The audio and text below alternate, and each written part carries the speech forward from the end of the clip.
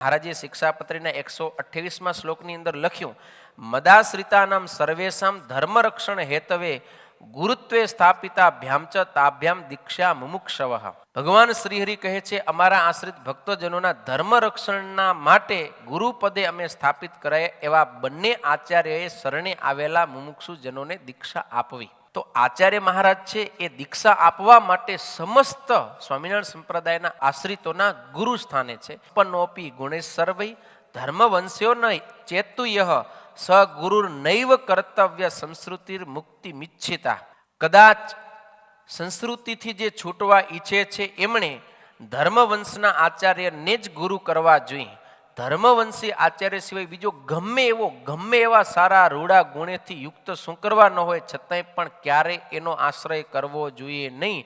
જો તમને મોક્ષની ઈચ્છા હોય તો આ સ્વામિનારાયણ સંપ્રદાયના બંધારણની વાત છે.